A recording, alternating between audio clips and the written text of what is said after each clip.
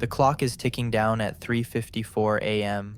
Your phone vibrates on the table by your bedside. It flashes an unknown number on the screen, and for a moment you consider leaving it in voicemail, but then an urge pushes you back. There is no greeting, no introduction, just a clipped voice delivering a stark message. We need to talk.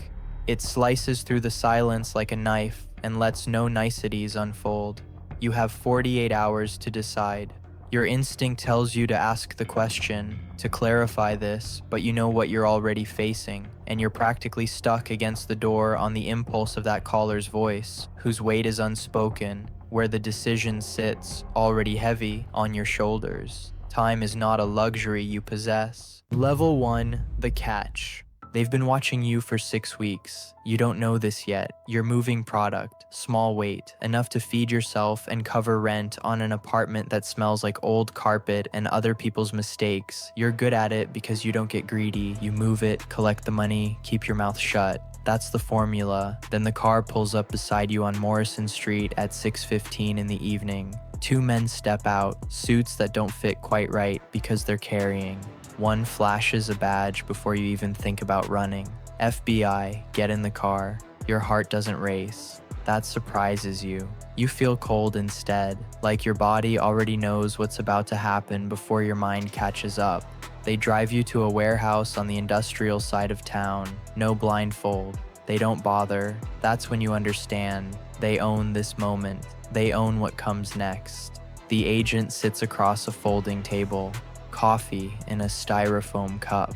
Tired eyes. He's done this 100 times. We have you on surveillance at 4th and Elliott. We have you at the Riverside drop point. We have you meeting with Marcus Chen 3 times last month. He slides photos across the table. They're good photos, clear. You're identifiable in everyone. Federal charges, distribution, conspiracy. You're looking at 7 to 12. You say nothing. Or, he continues, you work with us. The words hang there. You understand the shape of this moment. It's a door. Once you step through, there's no going back. What does that mean, you ask? It means you become useful. That night, you sign paperwork you don't fully read. You become a confidential informant for the Federal Bureau of Investigation. Your handler is Special Agent Thomas Reeves. He gives you a phone number, encrypted app, protocol for reaching him. You'll make buys from the people you know, Reeves explains. We'll be recording. You'll wear a wire sometimes. You gather information. You provide it to me. In exchange, we don't put you in prison. Simple, transactional. You're buying your freedom with other people's secrets. You don't sleep that night.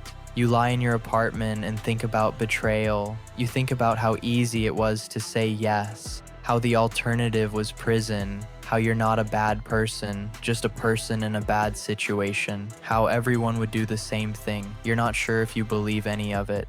Level 2, the utility.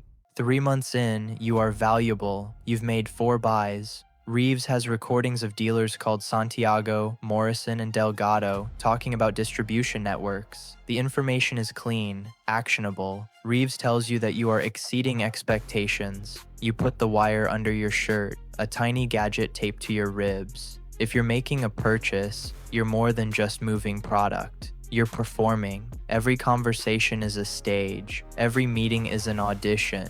The paranoia starts quietly. You're at your sister's birthday dinner, and you're asking yourself if the person next to you knows you from somewhere. You're buying coffee, and you're calculating whether the barista is undercover. You're having a conversation, and you're mentally recording it to determine what would be helpful to the Bureau. The world is a treasure trove of potential informants and potential menaces. Reeves explains to you that they want you to be with someone bigger. Curtis Haynes manages the mid-level distribution over the East Corridor, makes real money, has links to someone else at higher levels. He trusts people like you, Reeves says. Get close to him. Find out his supply chain. You know Curtis. You've bought from him before. He's smart and paranoid, but not in the clinical sense. He's paranoid, as in a predator paranoid. He watches everything. He trusts nothing. Being close means being at his spots, bringing money, asking about opportunities, playing the game of a man on the move. It takes 2 months. You spend time at his garage, help load shipments, go to a party at his house where you meet his girlfriend and his nephew and his lawyer. They begin to treat you as one of them. One night, Curtis tells you about a shipment coming in from outside the state, larger than usual. He mentions names, quantities, the people involved. You recall everything because you're trained now to recall everything. The following morning, you tell Reeves. He lingers a long instant with silence. You just moved a lot of cases forward, he says at last. You should feel good about this. But you don't feel good. You feel you've thrown open a door in a wall, and something's going to come through it, and you can no longer close it. You begin to grasp the architecture of your own thought. There's the part of you that's still you, the bit that visits your sister, the part with favorite restaurants, songs you like, but with all that is now another. It's a different story this now. The operative part, the part that computes and measures and collects intelligence on people who have shown kindness to you. Those two pieces are starting to clash a bit too much. Level 3, the ladder. Curtis Haynes is arrested on a Tuesday. The bust is clean. They come to his garage with $180,000 in cash and so much product that they can charge him federally. He'll do 5 to 8. You know you did that. You watch him being led away in handcuffs and you feel nothing and everything at the same time. Reeves pulls you aside. There's a promotion opportunity. Haynes's operation is fragmenting. One of his guys, Deshaun Jacobs, is trying to consolidate control. We want you to help him do it. You introduce him to reliable people. In short, you vouch for his operation. You help him establish legitimacy. Then you tell us everything. You have been doing this 9 months. You're not a new informant anymore. You recognize the game, and you recognize that you are not an individual to the Bureau. You're a tool, a resource, something to be deployed and directed. But you're also not powerless. What do I get, you ask?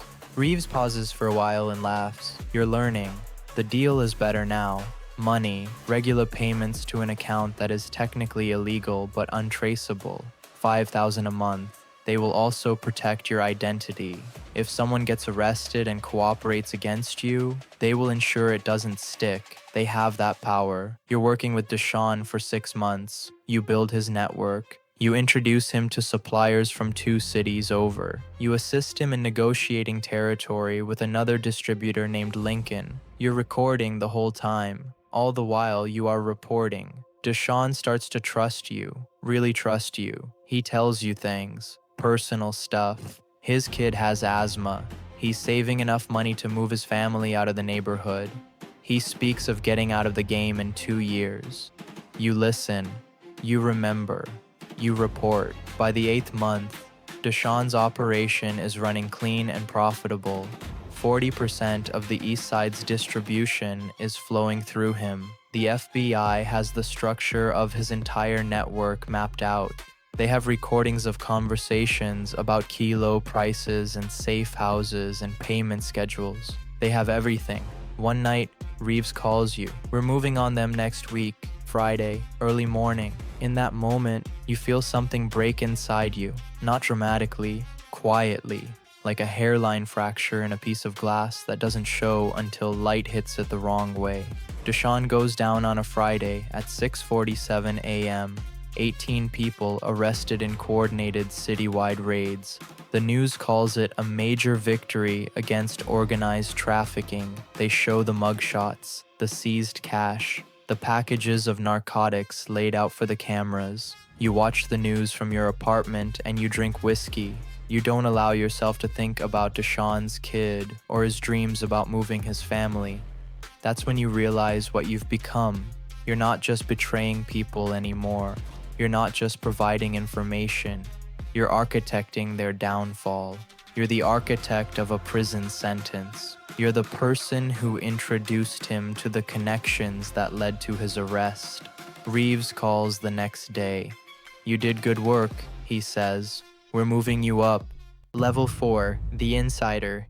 You're in a big network a year and a half into the operation. Your handler has changed. Reeves moved to another division. Your new handler is Maria Cortez, younger, sharper, less eager to reassure you by spreading the lie that you're doing what's right. You're of value because you transfer between groups, she assures you. You're very trustworthy to dealers and crew leaders. That makes you rare. She's right. You've been compromised and you've pushed it through. People have gone to jail and you walked away. That is a category of status in this world. You appear lucky, people want to work with you because you seem safe. You're neither. By now, the framework of your double life looks smooth. You have a real job. Warehouse supervisor, $12 an hour, which accounts for your earnings.